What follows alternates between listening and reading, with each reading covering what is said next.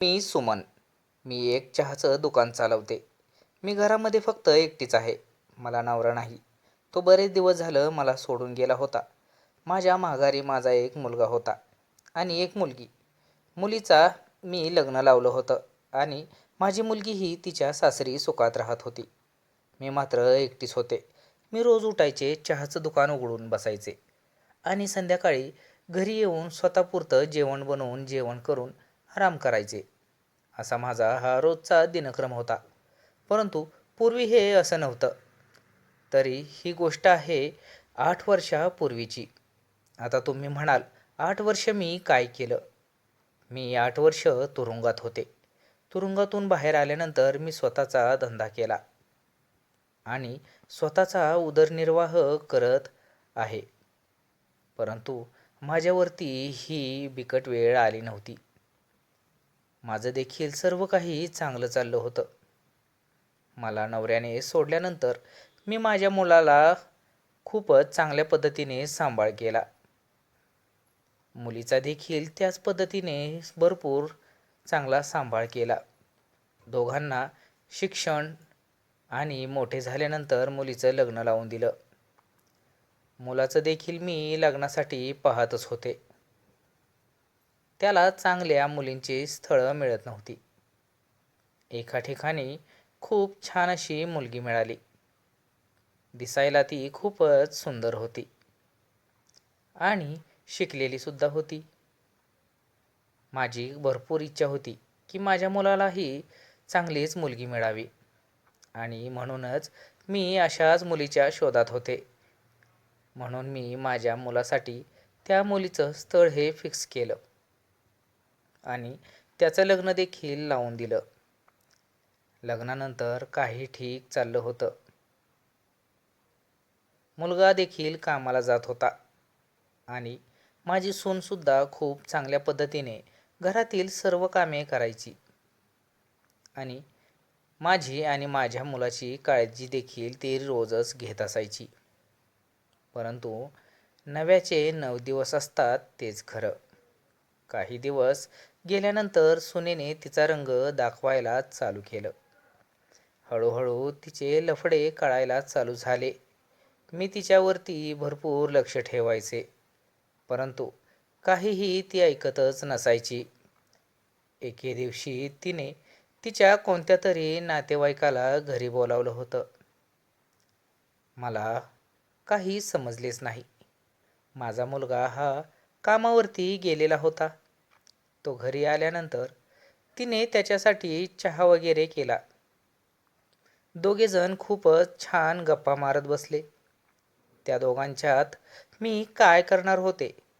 मी देखील थोडा वेळ त्यांच्याशी गप्पा मारल्या आणि नंतर म्हणाले, सुनबाई, तू पाहुण्यांना काय हवं नको ते बघ. मी आलेच. असं म्हणून मी घरातून बाहेर पडले आणि शेजारील बाईच्या घरामध्ये जाऊन तिच्याशी गप्पा मारत बसले. सुनेचा पाहुणा हा बराच वेळ झालं घरामध्येच होता. मी विचार केला, हा पाहुणा एवढा वेळ काय गप्पा मारत आहेत?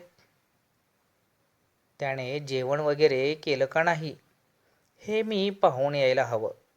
असं म्हणून मी शेजारील घरातून माझ्या घरी आले आणि घरात जाऊन मी पाहिलं, घरात कोणीच नव्हतं. मी सुनेला आवाज दिला आणि तेवढ्यातच माझी सून साडी सावरत रूमच्या बाहेर आली. तिच्या मागे मागे तो पाहुणा म्हणून आलेला माणूस किंवा मुलगा तोही बाहेर आला. मला त्यावेळेसच सहज समजलं होतं. मी तिला विचारलं, अगं, काय करताय तुम्ही? तेवढ्यात ती गडबडत म्हणाली, काही नाही, मी त्यांना आपलं घर दाखवत होते. मीही त्यावेळेला शांत राहिले. असू दे म्हटले. त्याला जेवाय दिलेस का? तेवढ्यात तो मुलगा मला म्हणाला, मला जेवण नको. आणि सुनेकडे पाहून म्हणाला, भरपूर वेळ झाला, मी जातो आता. असं म्हणून तो चटकन घरातून निघून गेला. नंतर मी माझ्या सुनेला विचारण्याचा प्रयत्न केला आणि तिने मला सांगितले नाही. ती मला म्हणत होती, माझ्यावरती तुम्ही संशय घेऊ नका. तो आमचा पाहुणाच आहे आणि तो असाच आला होता. आम्ही दोघेही काहीच करत नव्हतो. मी त्यांना फक्त घर दाखवत होते. मी म्हणाले, जाऊ द्या, कशाला कालवा करायचा, आपलीच इज्जत जाईल. म्हणून मी गप्प बसले. मी माझ्या मुलाला देखील ही गोष्ट सांगणार होते, परंतु त्याचं नवीनच लग्न झालेलं. त्यामुळे मी म्हणाले की आत्ताच या गोष्टीही नको सांगायला. नंतर 2-4 दिवस चांगले गेले. पुन्हा एके दिवशी सुनबाई म्हणाली, मी बाजारासाठी काही गोष्टी लिहून घेतल्या आहेत, तेवढे आज मी घेऊन येते. असं म्हणून ती चांगलीच नट्टापट्टा करून घरातून बाहेर पडली. मला तिच्यावरती संशय आलाच होता. मी हळूच तिच्या मागे मागे गेले. ती घरातून बाहेर पडल्यानंतर थोडं लांब गेली आणि एका माणसाच्या गाडीवरती बसून निघून गेली. ती गाडी सरळ कुठे गेली? एका सुनसान रानामध्ये. तिथे गेल्यानंतर मी जे काही पाहिलं ते खूपच वेगळं होतं. मी पाहिलं, एक 40 वय असलेला माणूस तिथे होता. तो माझ्या नवीन लग्न झालेल्या सुनेला एका आडबाजूला घेऊन गेला आणि नंतर त्याने तिच्यासोबत भरपूर काही गोष्टीही केल्या. मला हे पाहवत नव्हतं. तेवढ्यातच माझी सून त्या रानातून बाहेर आली आणि तो माणूस देखील बाहेर आला आणि ते दोघेही गाडीवरती बसून निघून गेले. ते दोघेही जाताना मी गुपचूप तोंडावरती पदर घेऊन रिक्षात बसून राहिले. तिला समजू दिले नाही की मी तिचा पाठलाग करत तिच्या मागे आले आहे. नंतर या सर्व गोष्टी झाल्यावरती मी घरी गेले. घरी बाजार घेऊन ती आलीच होती आणि नंतर मी तिला एवढा उशीर का लागला असं विचारलं तर ती मला म्हणाली, हो, बाजारात गेल्यानंतर वेळ तर लागणारच ना. म्हणून मी इथे विषय थांबवला. हीच गोष्ट मी आता माझ्या मुलाला सांगणार होते. मी ही गोष्ट तिला समजवण्याचा सुद्धा खूपच प्रयत्न केला, परंतु ती काही समजून घ्यायला तयारच नव्हती आणि म्हणूनच मी तिला चांगलीच अद्दल घडवण्याचा प्रयत्न करावा म्हटलं, परंतु मला काहीच समजत नव्हते. मी हीच गोष्ट माझ्या मुलाला सांगितली. तो देखील मला म्हणाला, आई, तू काहीतरी संशय घेत जाऊ नकोस. असं माझ्याच मुलाने म्हटल्यानंतर मी तो सर्व विषय तिथेच थांबवला. असेच 2-3 दिवस नंतर निघून गेले. नंतर काही कामानिमित्त मी बाहेर गेले होते आणि मी घरी आल्यानंतर दाराची बेल वाजवली. दार कोणीच उघडत नव्हतं. घराच्या दाराची एक चावी शिल्लक माझ्याकडे सुद्धा होती. मी गुपचूप त्या चावीने घराचे दार उघडून घरामध्ये गेले आणि मी पाहिलं, तोच मुलगा पुन्हा घरी येऊन माझ्या सुनेसोबत नाही ते करत होता. त्या मुलाने माझ्या सुनेचं तोंड भिंतीवरती दाबलं होतं आणि तो तिला मारू लागला होता. हे दृश्य मी माझ्या डोळ्याने पाहिल्यानंतर मला चक्करच आली. मला पाहता क्षणी तो तिथून पळून गेला. मला आता माझ्या सुनेचा खूपच राग आला होता. तिने आमची सर्व इज्जत घालून टाकली होती आणि आता मी तिच्यावरती खूपच रागवणार हे बघून तिने नाटक करायला सुरुवात केली.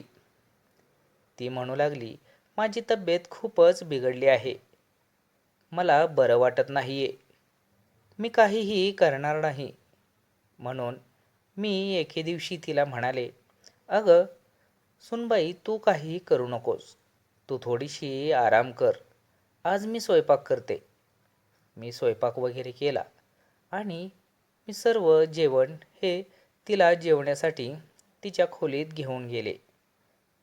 तिला जेवण घेऊन गेल्यानंतर तिला म्हणाले, हे घे जेवण कर, आणि मी तिथून निघून आले. त्याच्यानंतर दुसऱ्या दिवशी सकाळी झोपेतून उठून मी पाहिलं की कोणीच घरामध्ये उठलं नव्हतं. मी तिच्या रूममध्ये जाऊन पाहिलं तर माझी सून आणि माझा मुलगा हे दोघेजण पूर्ण गाढ झोपेत होते. मी त्यांना जाऊन उठवण्याचा प्रयत्न केला, परंतु काही वेळाने मला समजलं की ते दोघेही झोपल्या ठिकाणीच मरण पावले होते. मला नंतर समजले, मी माझ्या सुनेसाठी बनवलेलं ताट हे त्या दोघांनी खाल्लं होतं आणि त्यामुळेच त्या दोघांचा जीव गेला. मी त्या ताटामध्ये सुनेला मारण्यासाठी विष टाकलं होतं, परंतु मी सुनेला मारायला गेले आणि माझ्या मुलालाही गमावून बसले. आणि याच गोष्टीसाठी नंतर पोलिसांनी मला अटक केली. मला 8 वर्षाची शिक्षा देखील झाली. नंतर मीही बाहेर आले. आल्यानंतर मी स्वतःचा उदरनिर्वाह करण्यासाठी चहाचा धंदा टाकला आणि इथून पुढचे आयुष्य हे आता मला एकटीलाच घालवायचं होतं. तशी तर मला एक मुलगी देखील होती, परंतु हे सर्व तिनं पाहिल्यानंतर ती देखील आईच्या अशा वागण्यामुळे ती माझ्याकडे येत नव्हती. तिला देखील माझी खूपच लाज वाटू लागली होती. या जगामध्ये मी आता एकटी पडली होते. मी बरोबर केलं की चुकीचं मला काहीच समजलं नाही, कारण मी माझ्या घराची इज्जत वाचवण्यासाठी आणि माझ्याच मुलाचा संसार मोडू नये म्हणून मी या सुनेला भरपूर समजवण्याचा प्रयत्न केला, परंतु तिला लागलेली सवय ही सुटणारी नव्हती. त्यामुळे मला ही गोष्ट करावी लागली. परंतु या गोष्टीवरती अजून एक पर्याय होता. तो म्हणजे माझ्या सुनेसोबत मुलाला घटस्फोट घेऊन माझ्या मुलाचं दुसरं लग्न देखील मला करता येत होतं, परंतु मी हे असं केलं नाही. रागाच्या भरामध्ये या सर्व गोष्टी माझ्या हातून झाल्या आणि मी त्या केल्या आणि याचीच शिक्षाही मला मिळाली. मी असं पाऊल उचलायला नको होतं. मला या गोष्टीही नंतर समजल्या. माझ्यासोबत घडलेली ही कथा मी आज तुमच्यासोबत सांगितली.